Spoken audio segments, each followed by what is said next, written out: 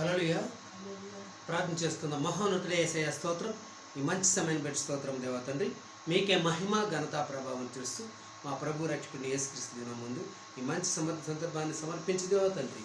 వాక్య భాగంలో మమ్మల్ని లోతుగా నడిపించండి, మీ మర్మంతో బోధించండి. మా ప్రభు రక్షకుడిని యేసుక్రీస్తు దినం ముందు ప్రార్థించి పెడుకున్నాం దేవా తండ్రి. ఆమేన్.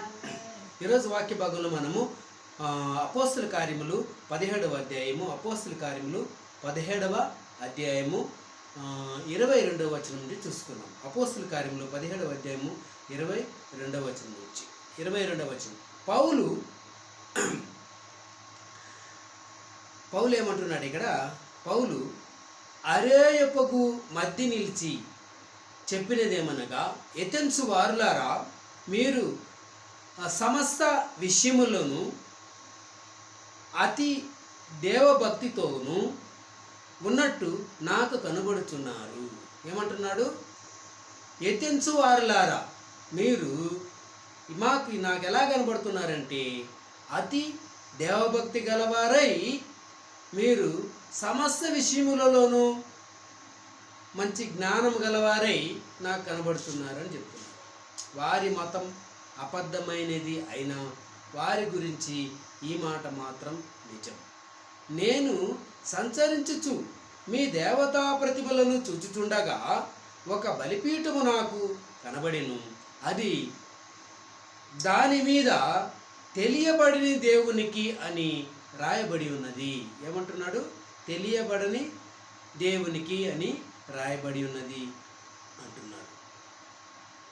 తెలియబడని దేవుడు అంటే ఏమిటని మనము ఇక్కడ తెలుసుకుంటాం. తెలియక దేని యందు భక్తి కాబట్టి మీరు తెలియక దేని యందు భక్తి కలిగి ఉన్నారో దానినే నేను మీకు ప్రకటించుచున్నాను.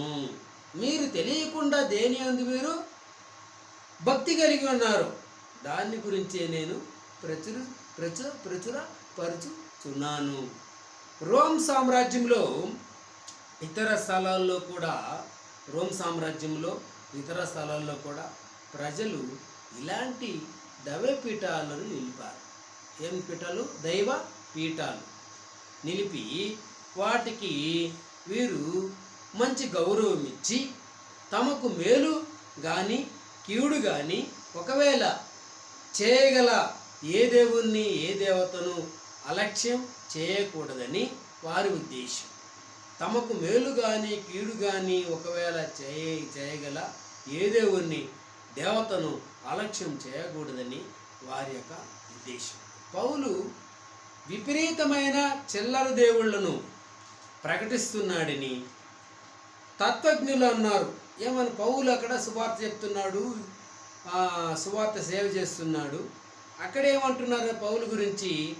పౌలు విపరీతమైన చిల్లర దేవుళ్లను ప్రకటిస్తున్నాడని తత్వజ్ఞులు అన్నారు. పౌలు గురించి తక్కువగా అంటున్నారు. పౌలు అంటున్నాడు, అలా కాదు, ఈ నగరంలో ఎవరి పీఠం ఉందో ఆ దేవుణ్ణి ప్రచారం చేస్తున్నాను. పౌలు ఏమంటున్నాడు? నేను చిల్లర దేవుళ్ళను ప్రకటించలేదు. ఈ యొక్క నగరంలో ఎవరి పీఠం ఉందో ఆ దేవుణ్ణి ప్రచారం చేస్తున్నాను. 24వ వచనం.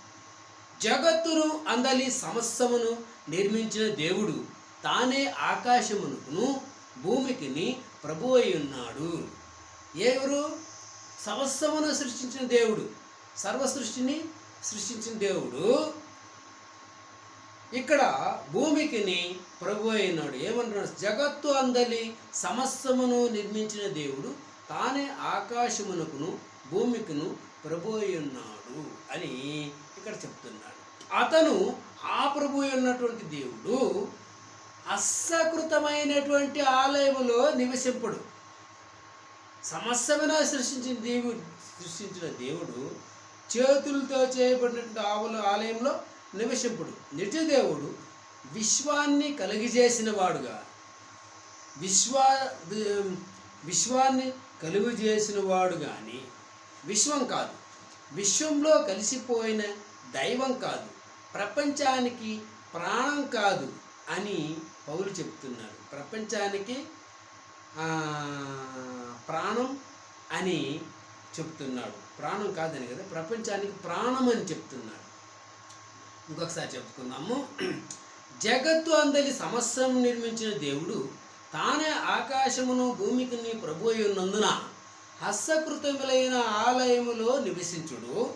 ఒకటి, ఆ నిజ దేవుడు విశ్వాన్ని కలిగజేసిన వాడు కానీ విశ్వం కాదు. విశ్వాన్ని కలిగజేసిన వాడు ఆయన, కానీ విశ్వం కాదు. విశ్వంలో కలిసిపోయిన దైవం కాదు.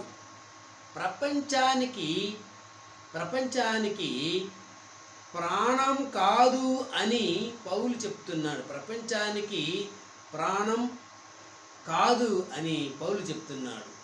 బైబిల్లో నిజదేవుడు తనను తాను వెల్లడి చేసుకున్నాడనే సత్యంపై ఆధారపడి ఇలా చెప్తున్నాడు. హల్లెలూయా. ప్రపంచానికే ప్రాణం కాదు అని చెప్తుంటే ప్రపంచాన్ని అంతా సృష్టించాడా? లేదు.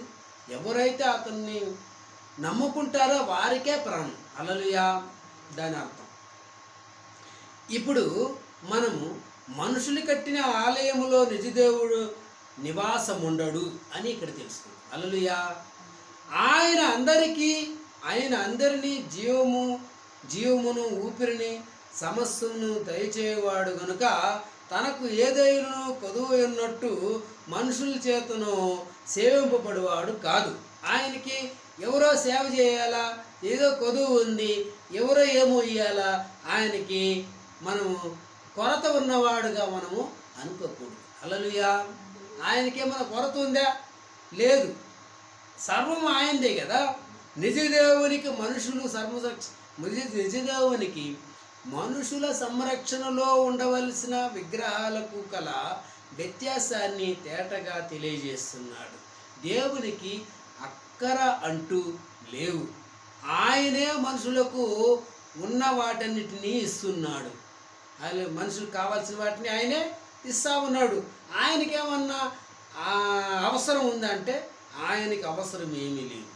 మరియు యావ దృష్టి మీద కాపురముండుటకు ఆయన ఒకరి నుండి ప్రతి జాతి మనుష్యులను సృష్టించి వారు ఒకవేళ తడవులాడి కనుగొందురము అని ఒకే రక్త సంబంధం ఆదాముని ఇంతకు ముందే జాతులు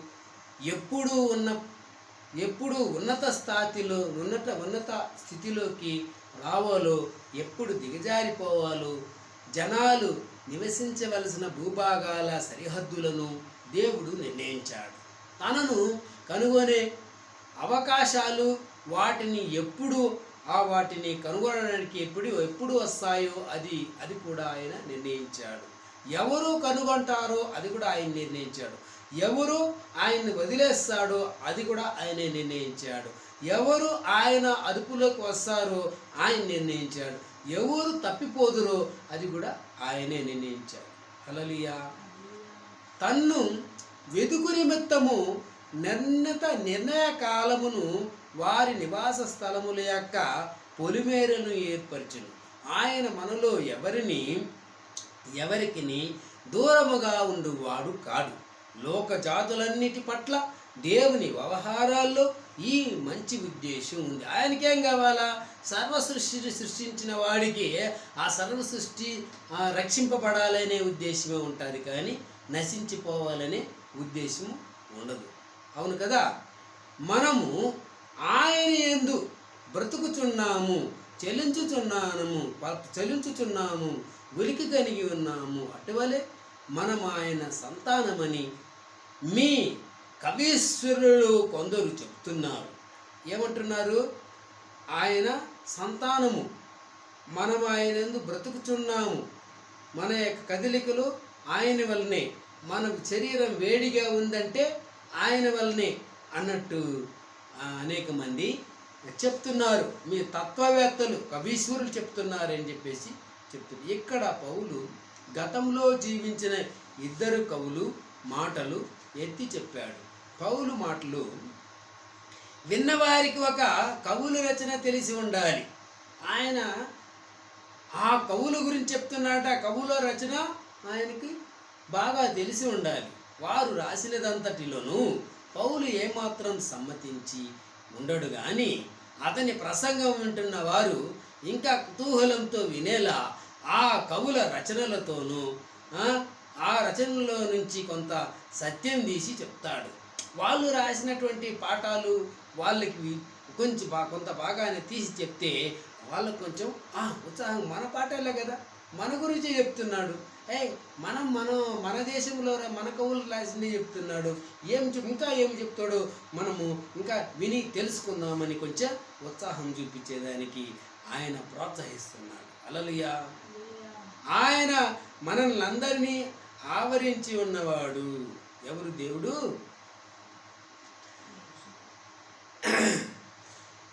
సత్యం ఎక్కడ కనిపించినా అది సత్యమే.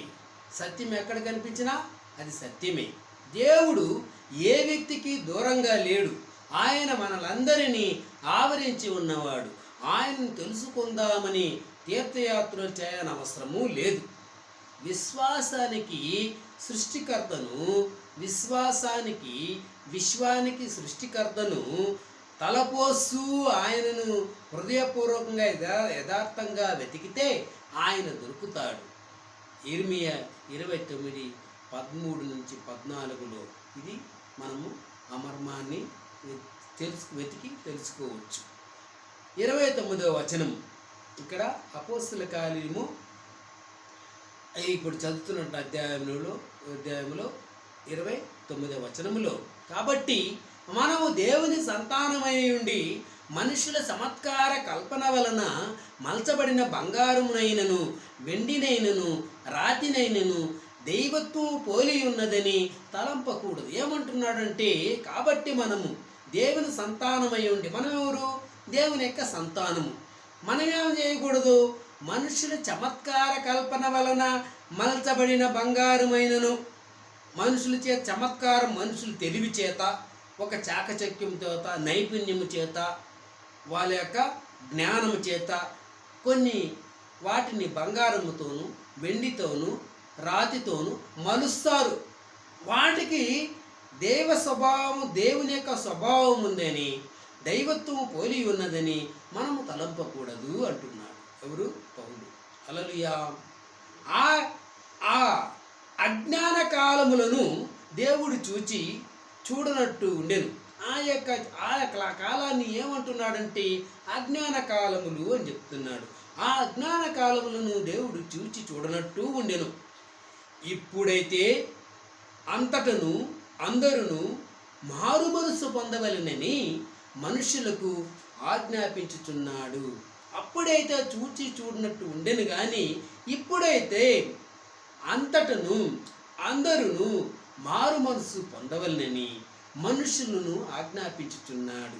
అది గడిచిపోయింది. ఇప్పుడైతే మారు మనసు పొందండి. రక్షణ అనే సువార్త మీ దగ్గరికి వచ్చి ఉంది. దాని యొక్క మర్మాలని మీరు తెలుసుకోండి. పౌలు విగ్రహాలను పూజించే కాలాలను జ్ఞానం లేని కాలాలన్నాడని గమనించాలి మనం. హల్లెలూయా. ఎథెన్సులో కొన్ని దేవాలయాలు వాస్తుశాస్త్ర సంబంధంగా చాలా ఘనమైనవి. ఎథెన్స్ నగరంలో ఈ యొక్క యూరప్ దేశములో ఎథెన్స్లో కొన్ని దేవాలయాలు వాస్తుశాస్త్ర సంబంధంగా చాలా ఘనమైనవి. అవి వచ్చి బాగా సుందరంగా కట్టబడినాయి. దాంట్లో వైభవం గలవి కొన్ని విగ్రహాలు, రూపాలు శిల్పశాస్త్ర సంబంధంగా అందమైనటువంటి విగ్రహాలు కూడా చెక్కబడి ఉన్నాయి, గొప్పగా ఎంచబడినవి. కానీ పౌలుకు, ప్రభువుకు ఇదంతా ఎథెన్సు వారి అజ్ఞానాన్ని సూచించే రుజువు. వారి తత్వశాస్త్రమంతా ఎవరిని నిజదేవుణ్ణి గురించిన జ్ఞానంలోకి నడిపించలేక పోయింది. కనుక అది జ్ఞానంగా కనిపించిన అజ్ఞానమే అని పౌలు ప్రసంగం వింటున్న వారికి ఇలాంటి మాటలు సంతోషాన్ని కలిగించి ఉండేవి కావు. సంతోషాన్ని కలిగి మన ఊరికే వచ్చి మనం చేసే కార్యాలని ఇతను ఎత్తి చెప్తున్నాడే అని చెప్పేసి వారు సంతోషాన్ని కలిగించి ఉండవు. కానీ మొదటి నుంచి పౌలు పట్టుకున్న గమ్యం ఇప్పుడు చేరాడు. మొదటి నుంచి పౌలు పట్టుకోవాల్సినటువంటి గమ్యాన్ని, ఇప్పుడే స్థానాన్ని చేరాడు. ఏథెన్స్ వారు పశ్చాత్తాపడాలని అతని యొక్క ఉద్దేశం. పశ్చాత్తాపం గురించి మత్తయి 3:2, మత్తయి 3:8, లూకా 13:1-5 మనము వచనాలను చూస్తే మనము తెలుసుకోవచ్చు. ఇప్పుడు సమయం లేదు కాబట్టి ఈ వచనాలను ఇంట్లో చూసుకొని తెలుసుకుందాం. అందరూ పశ్చాత్తాపడాలి. తత్వజ్ఞానులంతా, వేదాంతం ఎరిగిన వారంతా, మతస్థులంతా, విగ్రహ పూజ చేసే వారంతా, విద్యావంతులంతా, శాస్త్రజ్ఞులంతా, అధికారులంతా, సామాన్యులంతా, అంతటా ఉన్నవారంతా పశ్చాత్తాపడాలని దేవుడు ఆజ్ఞాపిస్తున్నాడు. ఎందుకంటే మనుషులంతా పాపులు. మనుషులంతా ఎవరు? పాపులు. మనుషులకి ఏమీ అమాయకత్వం ఏమీ తెలియదు.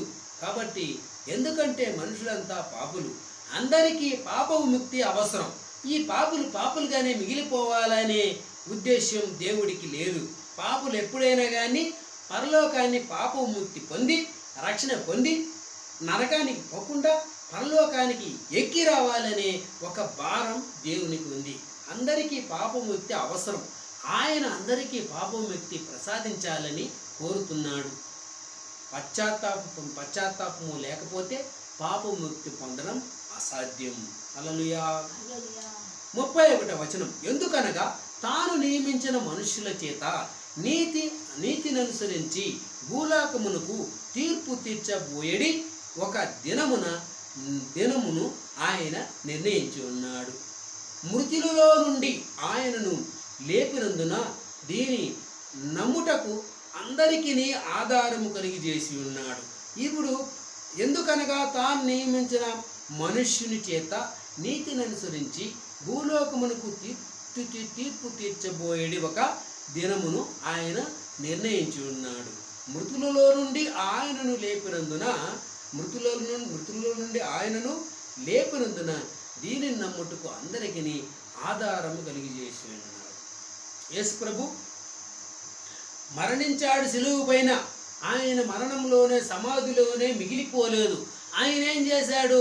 3వ రోజున పునరుత్థానముతో లేచి ఉన్నాడు.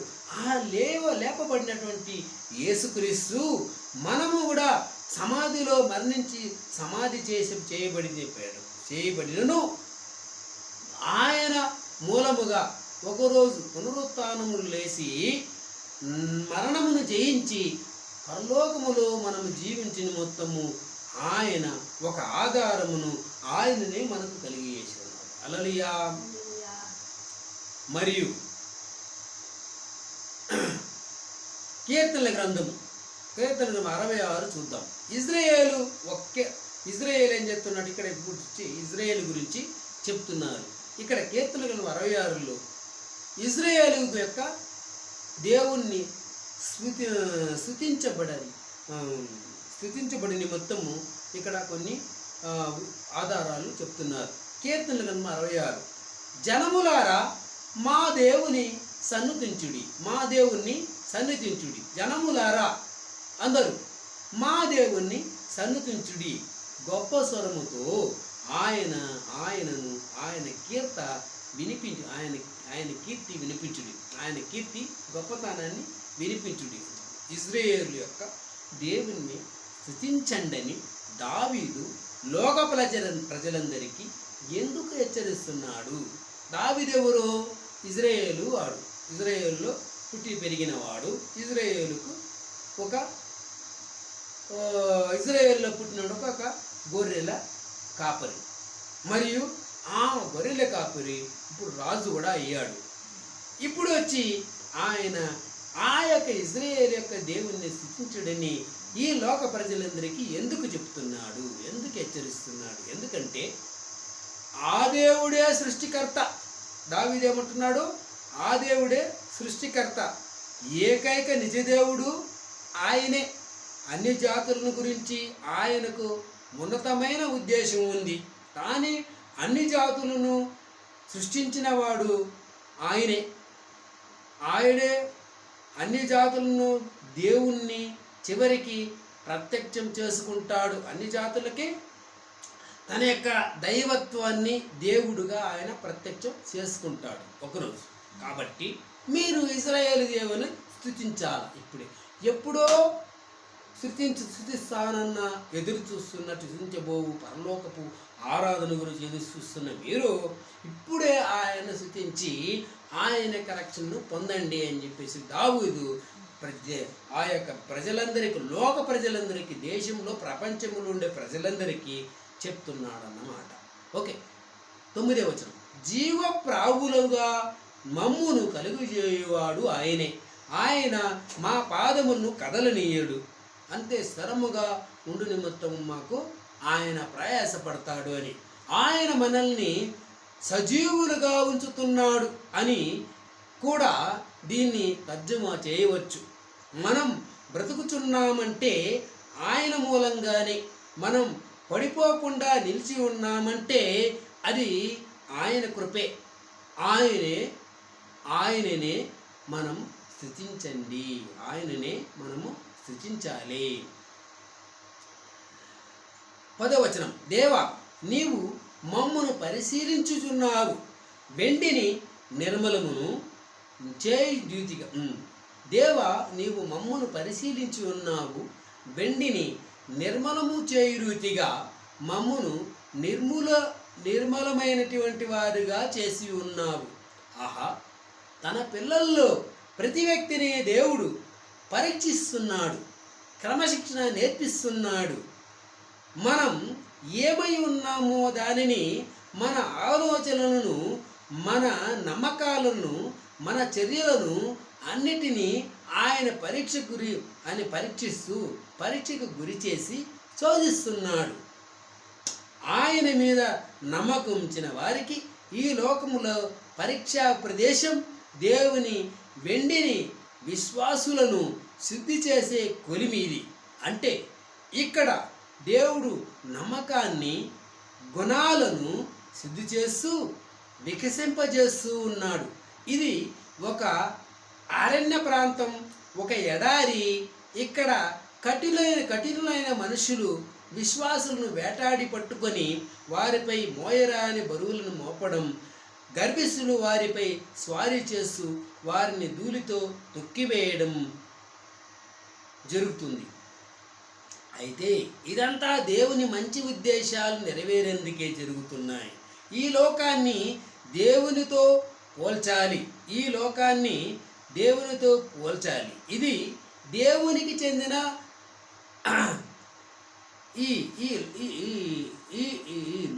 లోకాన్ని ఇది దేవునికి చెందిన లోహాన్ని ముందు కొలిములో కాల్చి తర్వాత నీటిలో ముంచడం ద్వారా సేవ పట్టడం, పదును చేయడం జరుగుతున్న స్థలం. ఈ విధంగా పవిత్రులు దృఢపడతారు. దావీదు వ్యక్తిగత జీవితంలో ఇలాగే జరిగింది. నిజంగా దేవునికి చెందిన వారందరి జీవితాల్లో కూడా ఇలాంటిదే జరుగుతూ ఉంటుంది. హల్లెలూయా.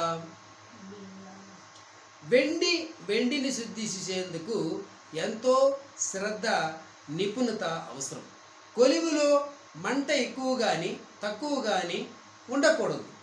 వెండిని కాల్చేటప్పుడు ఎక్కువగా కానీ తక్కువ కానీ మంట ఉండకూడదు. దానికి ఒక పరిమితమైన మంటే ఉండాలి. దేవుడు తన పిల్లలను విషమ పరీక్షలకు గురి చేయడంలో ఎంత జాగ్రత్త వహిస్తాడంటే, ఎక్కువ కష్టము పెట్టడు, తక్కువ కష్టం మీడియంగా పెట్టాడు. మంట ఎక్కువ కాలిపోతే నాశనం అయిపోతారు. కాబట్టి మంట తక్కువ ఉంటే చల్లబడిపోతారు. కాబట్టి ఈ విధంగా ఆయన సరైన జాగ్రత్త వహించి మనుషుల్ని తీర్చిదిద్దుతాడు, ఎంతో ఓపిక చూపుతాడు. తన పిల్లలను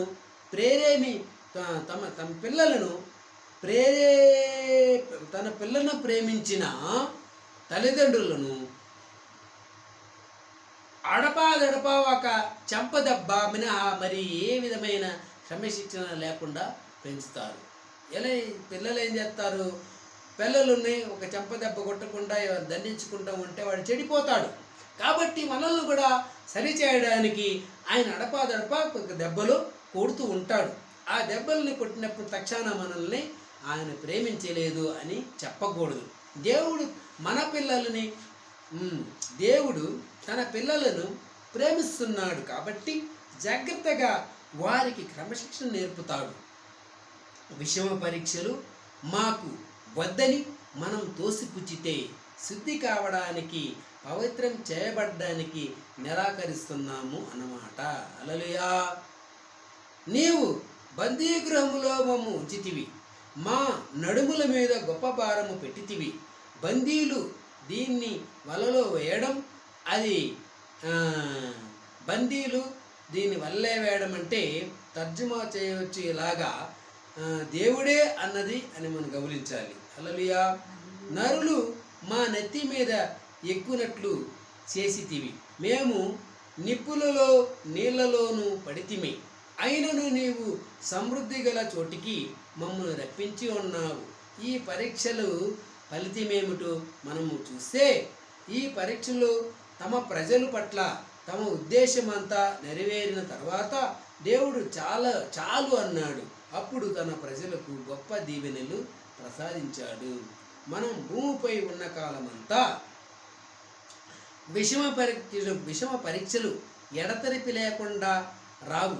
మనల్ని వేడిమిలో ఎంతకాలంలో ఉంచాలో దేవునికి తెలుసు. హల్లెలూయా. 13వ వచనం. దహన బలులు తీసుకొని నేను నా మందిరములోనికి వచ్చేదను. విజయవంతంగా విషమ పరీక్షలు సహించడం దేవునికి చాలా కృతజ్ఞతలు అర్పించడానికి కారణమవుతుంది. ఈ పరీక్షల్లో మనం దేవుని ప్రేమ హస్తం మన మేలు కోసం పనిచేస్తూ ఉండడం మనము గమనించి ఆయనకు ప్రీతిగా కొలుగుతాయి. ప్రీతి అంటే ప్రేమను కొలుపుతాయి. అనుకున్న కానుకలను ఆయనకు అర్పించాలి. మన సంపూర్ణ హృదయాలను, మన శరీరాలను సజీవయాగంగా ఆయనకి అర్పిద్దాం. ఇప్పుడు ఆయన ఆశించేది ఇలాంటి అర్పణలు. సమర్పణ మనం ఏం చెప్తున్నామంటే ఆ కానుకలు ఏమిస్తున్నామో అదంతా కూడా మనస్ఫూర్తిగా మనము ప్రేమతో ఆయనకి ఇస్తేనే ఆయన ఇష్టపడతాడు.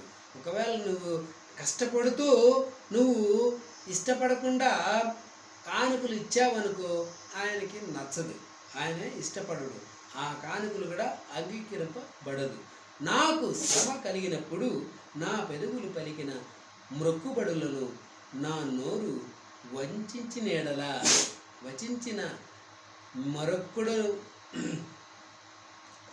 నోరు వచించిన మొక్కుబడులను నేను నీకు చెల్లించెదను. హల్లెలూయా.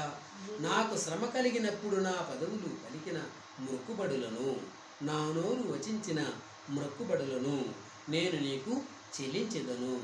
15వ వచనం. పొట్టేళ్లను, ధూపమును, క్రొవ్విన గొర్రెలను తీసుకొని నీకు దహన బలులు అర్పించెదను. ఎద్దులను, పోతు మేకలను అర్పించెదను. సెలా. హల్లెలూయా. 16వ వచనం. దేవుని యందు భయభక్తులు గలవారలారా మీరందరూ వచ్చి ఆలకించుడి. ఆయన నా కొరకు చేసిన కార్యములను నేను వినిపించెదను. అతడు దేవునితో మాట్లాడాడు, అప్పుడు మనుషులతో కూడా మాట్లాడుతాడు. దేవుడు మన కోసం చేసిన దాన్ని ఇతరులకు చెప్పడం యుక్తం, ఇది మంచిది.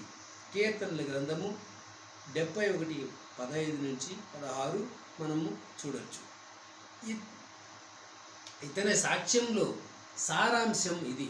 దేవుడు దయా ప్రేమ చూపాడు, అతని ప్రార్థనలను విన్నాడు అని మనకు అర్థమవుతుంది. 17వ వచనం. ఆయనకు నేను మొర్రపెట్టి తిని, అప్పుడే నా నోట శ్రేష్టమైన కీర్తన వచ్చెను. హల్లెలూయా. 18వ వచనం. నా హృదయములో నేను పాపమును లక్ష్యమును చేసిన ఎడల ప్రభువు నా మనవి వినకపోవును. ఇక్కడ అర్థం ఏమిటంటే తన హృదయంలో ఏ విధమైన చెడుతనమైన ఉన్నట్టు తాను తన హృదయంలో ఏ విధమైన చెడుతనమైన ఉన్నట్టు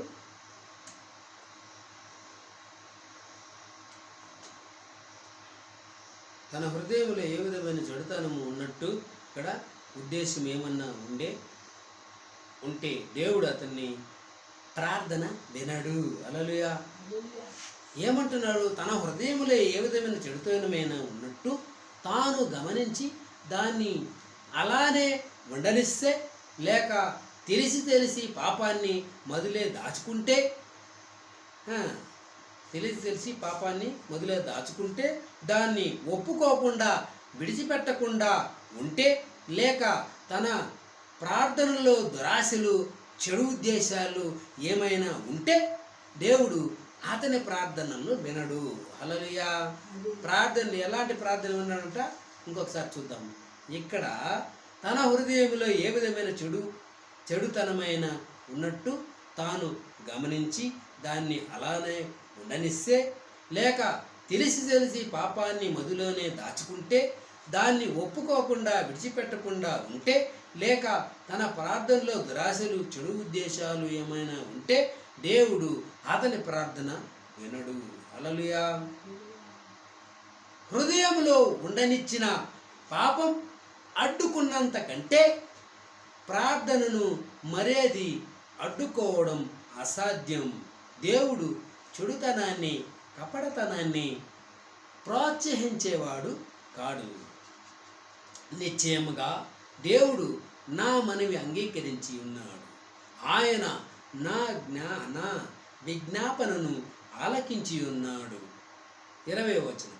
దేవుడు నా ప్రార్థనలను త్రోసివేయలేదు, నా యొద్ద నుండి తన కృపను తొలగింపలేదు. ఆయన నన్ను సన్నతింపబడునుగాక. హల్లెలూయా.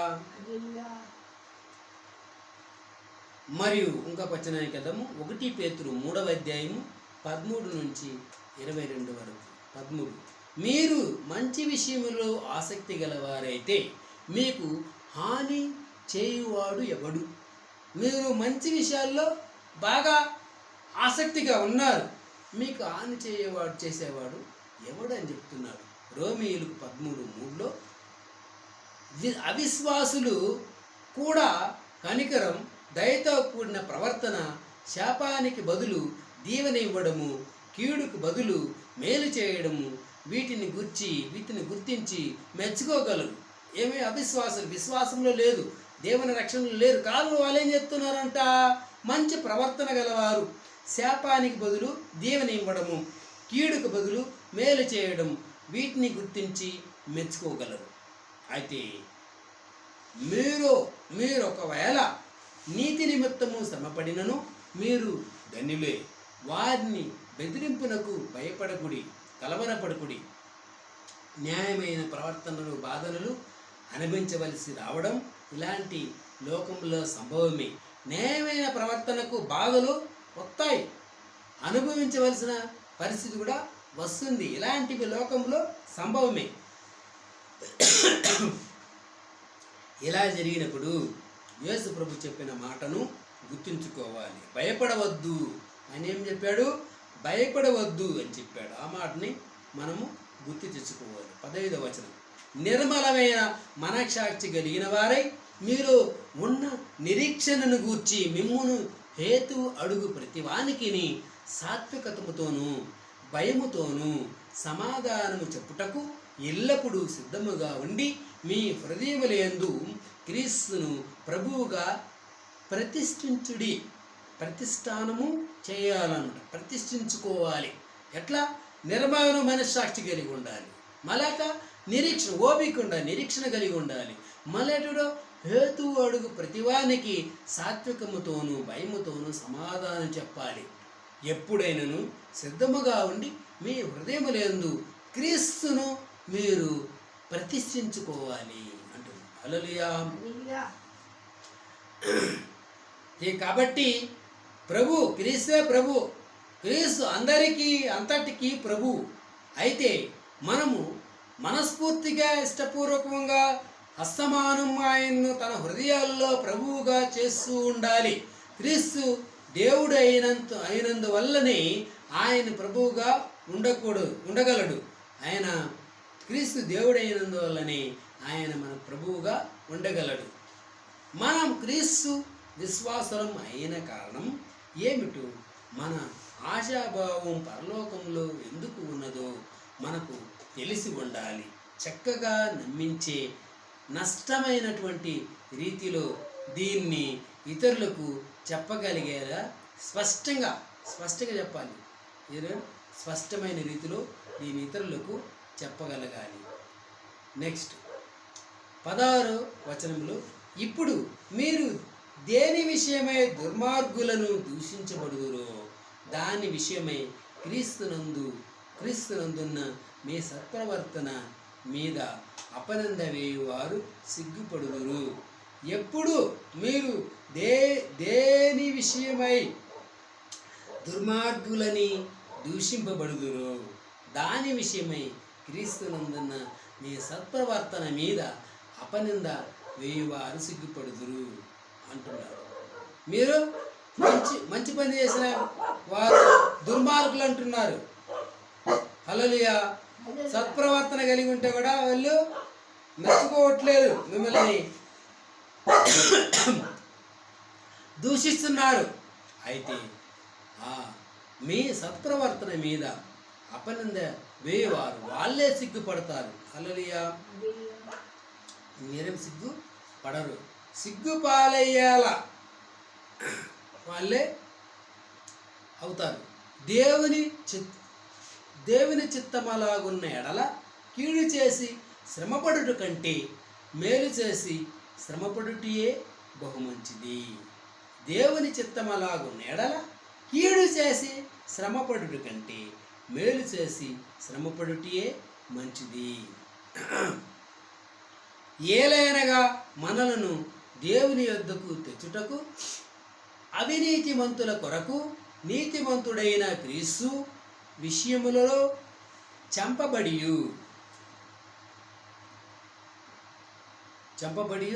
ఏమైందంట,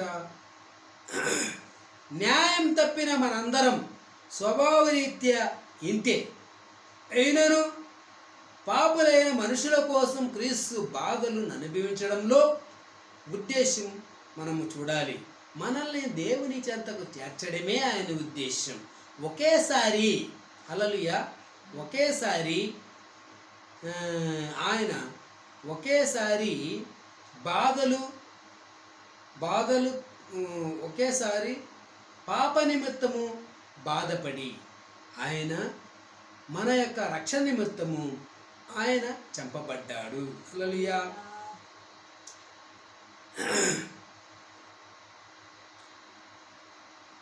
మరియు ఆత్మ విషయంలో సజీవమయ్యాడు. హల్లెలూయా. పాప విషయంలో మన నిమిత్తం ఆయన చంపబడ్డాడు శారీరకంగా, ఆత్మ విషయంలో సజీవమయ్యాడు ఆయన. హల్లెలూయా. ఆత్మ విషయంలో బ్రతికించబడి పాపముల విషయంలో ఒకేసారి శ్రమపడెను. ఈ భాగంలో ఈ భాగాన్ని అర్థం చేసుకోవడం కష్టమే. క్రీస్తు తన మరణానికి పునరుత్థానానికి మధ్యకాలంలో ఎక్కడ ఉన్నాడో, ఎక్కడికి వెళ్ళాడో, ఎక్కడికి వెళ్ళి చెరలో ఉన్న కొన్ని ఆత్మలను ఏదో ప్రకటించాడని ఇది చెప్తున్నది. ఆత్మలంటే ఏమిటో, చెరలో ఏమిటో, చాటింపు ఏమిటో పేతురు ఇక్కడ ఏమీ వివరించలేదు. క్రీస్తు ఆత్మ నోహ కాలంలో అతనిలో ఉండి ప్రకటించడానికి కొందరు పండితులు అంటారు. ఏమంట పండితులు? అయితే అభిప్రాయం 19వ వచనంలో మాటను లెక్కలోకి తీసుకోవడం లేదు. క్రీస్తు చనిపోయినప్పుడు ఎక్కడికి వెళ్ళాడు? అపోస్తలులు విశ్వాస ప్రమాణం అనే పేరు గల ఒక ప్రతిజ్ఞను కొన్ని సంఘాల వారు వర్ణిస్తారు. ఏమని? అందులో ఆయన నరకములోకి దిగి వెళ్ళాడని ఇచ్చే మాటలున్నాయి. ఈ శిక్షను అనుభవించడం కోసం క్రీస్తు నరకములోకి దిగలేదన్న అది ఖాయం. ఆయన ఎందుకు పోయాడు? ఆయన బాధలన్నీ శిలువ మీదే అంతమయ్యాయి గనుక.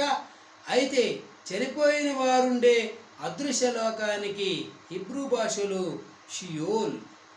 ఆయన అక్కడికి వెళ్ళినట్టుంది. అక్కడికి వెళ్ళి వారికి సువార్త ప్రకటించడం నిమిత్తం వెళ్ళాడు. చెరలో శరీరాన్ని వెళ్ళిపోయిన మనుషులు ఆత్మచెరలో ఉన్నాయని బైబిల్ చెప్పడం లేదు. కొందరు దేవదూతలు చెరలో ఉన్నారని మాత్రం సూచిస్తున్నది. అందువలన ఇక్కడ ఆత్మలు అంటే తిరుగుబాటు చేసి పతనమైన దేవదూతలు కావచ్చు. ఆత్మలు అంటే ఇవి మనుషుల ఆత్మలని పేతురు చెప్పలేదు. కాబట్టి నోహ కాలంలో వచ్చిన జలప్రయాణంలో చనిపోయిన వారి ఆత్మలు అని భావించవలసిన అవసరము లేదు. బైబిల్లో ఆత్మలు అనే పదం కొన్నిసార్లు దురాత్మలకు లేక దేవదూతలకు కూడా వాడడం చూడొచ్చు. అయినను సువార్త అనే అర్థాన్ని ఇచ్చే గ్రీకు పదం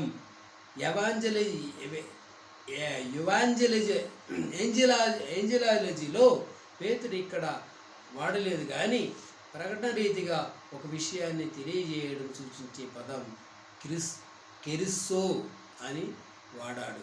హల్లెలూయా. దేవుని దీర్ఘశాంతము ఇక కనిపెట్టుచుండిన ఇప్పుడు పూర్వ నోహ దినములలో ఓడ సిద్ధపరచుకుంటుండగా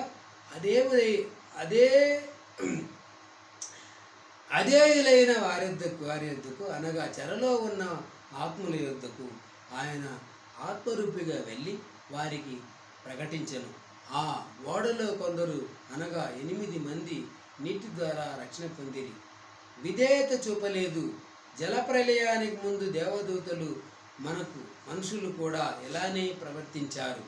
యూదా 6-7 వచనాల్లో, ఆది కాండము 6:2-7, 8 మందినే నోహ, అతని భార్య, 3 కొడుకులు, కోడళ్ళు నీళ్ల ద్వారా రక్షించడం ఆయనే మాటలను మనం గమనించాలి. దానికి సాదృశ్యమైన బాప్తిస్మం ఇప్పుడు మిమ్మును రక్షించుచున్నది. అదేమనగా శరీర మాలిన్యమును తీసివేయుట కాదు, యేసుక్రీస్తు పునరుత్థాన మూలముగా దేవుని విషయమున నిర్మలమైన మనశ్శాక్షినిచ్చు ఆత్మ అనే ప్రత్యుత్తరమే. బాప్తిస్మం. జలప్రలయం నీటి బాప్తిస్మానికి సూచన. నోహ, అతని కుటుంబం, ఓడ క్రీస్తుని సూచిస్తున్నది. బాప్తిస్మం రక్షణకు సూచన. ఇది క్రీస్తు మరణ పునరుజ్జీవాలకు ఆయనలో మన ఐక్యత గుర్తు. కేవలం బాప్తిస్మం ఆచారం మనుషుల్ని రక్షిస్తున్నది చెప్పడం మన ఉద్దేశం కాదని తెలిపేందుకు పేతురు 3 సంగతులు చెప్తున్నాడు. బాప్తిస్మం అంటే శరీర స్వభావంలోని మాలిన్యం తీసివేయడానికి కాదు, ఆత్మ యొక్క రక్షణ నిమిత్తము మనము పునరుజ్జీవనము నిత్య జీవాన్ని పొందు నిమిత్తము చేయు ఒక సూచిక క్రియే. హల్లెలూయా. ఆయన పరలోకమునకు వెళ్ళి దూతల మీద, అధికారుల మీద, శక్తుల మీదను అధికారం పొందిన వాడై దేవుని కుడిపార్శ్వమున ఉన్నాడు. హల్లెలూయా. యోహాను 15వ వచనం, మీరు నన్ను ప్రేమించిన ఎడల నా ఆజ్ఞలను కైగొందురు. దీన్ని 3 సార్లు చెప్పడం కనిపిస్తుంది. పైన ఇచ్చిన వాగ్దానానికి తప్పకుండా ఈ వచనంలో చాలా దగ్గర సంబంధం ఉంది. ఆయన ఆజ్ఞలను నిర్లక్ష్యం చేస్తే వాటి ప్రకారం చేయకుండా ఉంటే ఆయన పేరున ప్రార్థనలా చేస్తాం. ఆయన్ని ప్రేమిస్తున్నామని ఎలా చెప్పుకుంటాం? ప్రేమకు రుజువు మాటలు కావు, చేతలే.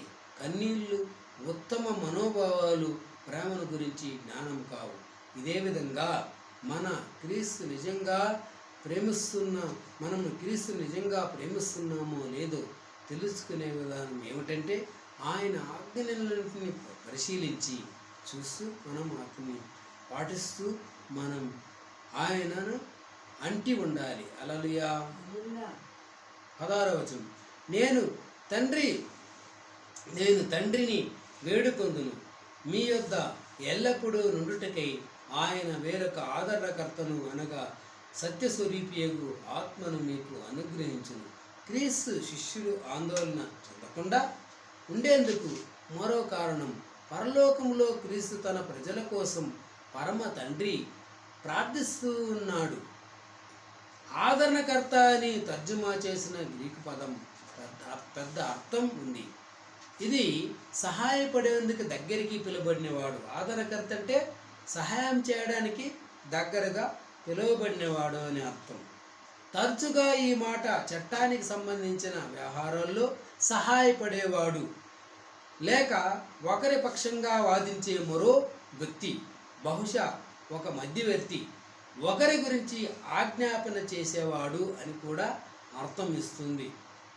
కొత్త ఒడంబడిక గ్రంథంలో వాడిన ఈ మాట నీతి న్యాయాలకు పాపానికి సంబంధించిన అన్ని విషయాల్లో విశ్వాసాలకు సలహాలిచ్చే మిత్రుడు, వారికి బుద్ధి చెప్తూ సహాయపడుతూ ఓదారుస్తూ ఉండేవాడు ఆదరణకర్త.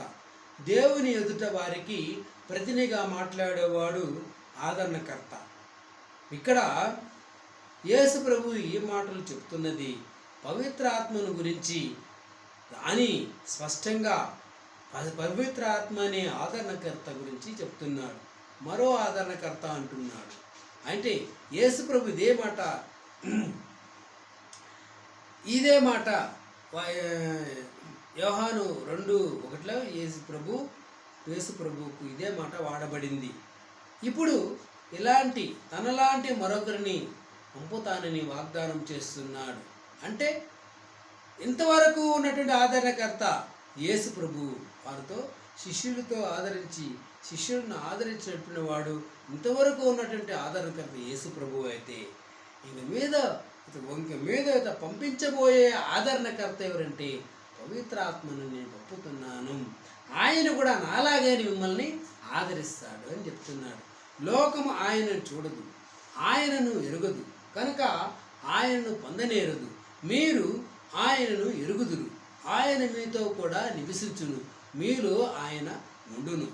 ఈయన సత్యాత్మ, దేవుని సత్య స్వరూపి అయిన దేవుడు. మరియు ఆయన తత్వమే సత్యం, సత్యాన్ని ప్రేమిస్తాడు, సత్యమే పలుకుతాడు, సర్వసత్యములోకి విశ్వాసులను నడిపిస్తాడు. లోకం అంటే అపనమ్మకంలో పాపములో ఉండే అంధకారములో ఉన్న లోకం అని యేసు ఉద్దేశించి దైవాత్మ, దివ్యాత్మ, జీవాత్మ, పరమాత్మ వంటి పదాలను ఈ లోకం ఉపయోగించవచ్చు. కానీ దేవునికి ఏకైక నిజం దేవుని పవిత్రాత్మను వారికి పవిత్రాత్మను దేవుని యొక్క పవిత్రాత్మ వారికి తెలియదు. ఆయన్ను అది స్వీకరించదు. యేసు శిష్యులకు ఈ పవిత్రాత్మ, యేసు యొక్క శిష్యులకి ఈ పవిత్రాత్మ తెలుసు. పవిత్రాత్మ మూలంగానే వారు కొత్త జన్మ అనుభవించారు. యేసు పరిచర్యలో తమ సేవల్లో పవిత్రాత్మ నిర్వహించిన పని వారికి తెలుసు. కాబట్టి ఆయన వారితో ఉండేవాడు. ఆయన వారిలో ఉండబోయే సమయం దగ్గర పడింది. వారి భౌతిక దేహాల్లో ఆయన నివాసం చేస్తాడు. ఇది మనుషులందరి విషయంలో నిజం కాదు. యేసుక్రీస్తులో నమ్మకం ఉంచిన వారికి ఇది జరుగుతుంది. ప్రతి మనిషిలోనూ పుట్టుక నుంచి ఉండే ఆత్మ దైవాత్మ కాదు, అది దేవుడు సృష్టించిన ఆత్మ. ప్రతి వ్యక్తిలోనూ మిగతా వారందరికీ భిన్నంగా ఉండే ఒక ఆత్మ ఉంటుంది.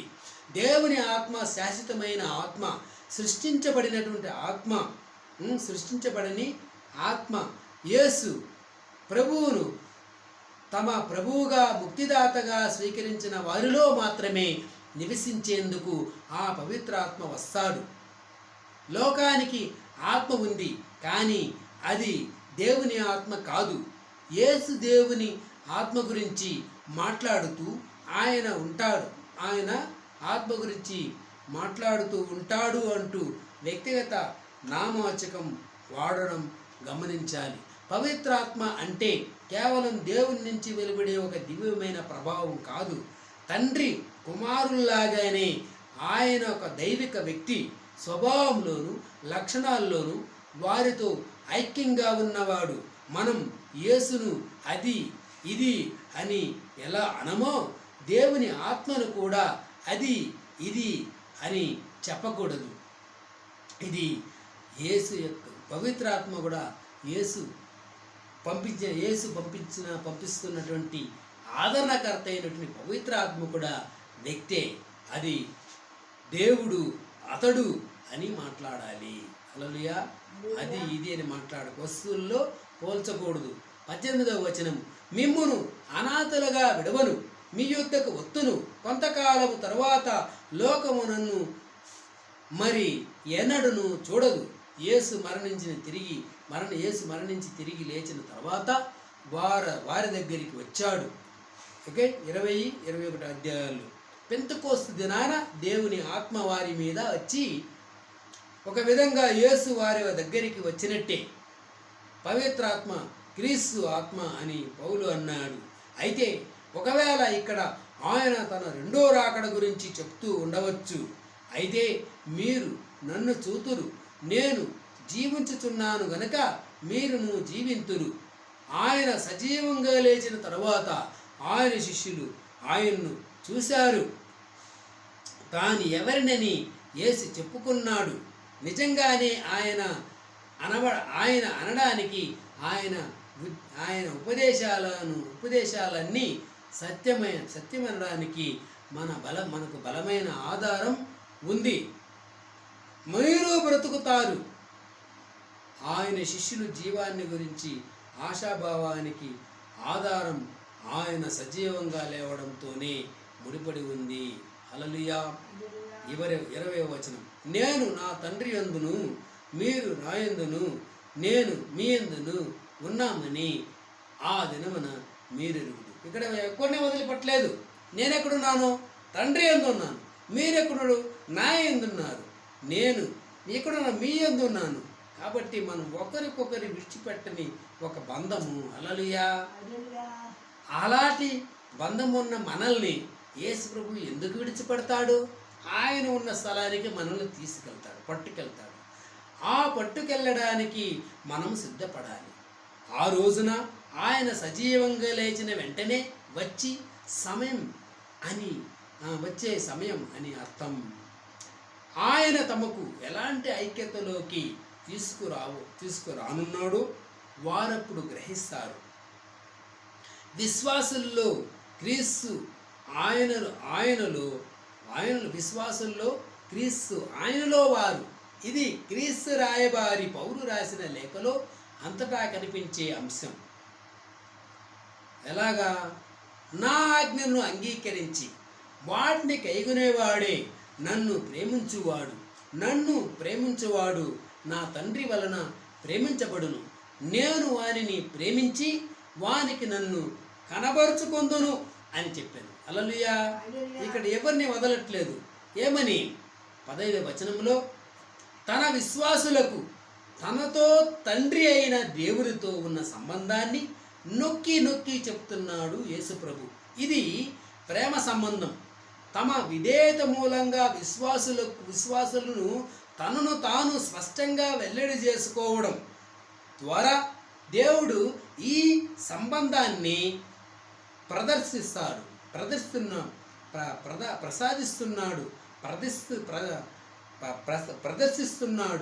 దాన్ని అనుభవించిన వారికే అదేమిటో తెలుస్తుంది. తన పట్ల ప్రేమ విధేయతలు గల పిల్లలంటే దేవునికి ఒక ప్రత్యేకమైన ప్రేమ ఉంది.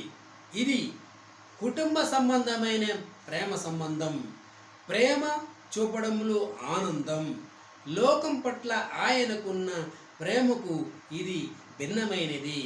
ఇది నశించిపోయిన భ్రష్ట స్థితిలో ఉన్న లోకం పట్ల జాలి కనికరాలతో కూడిన ప్రేమ. హల్లెలూయా.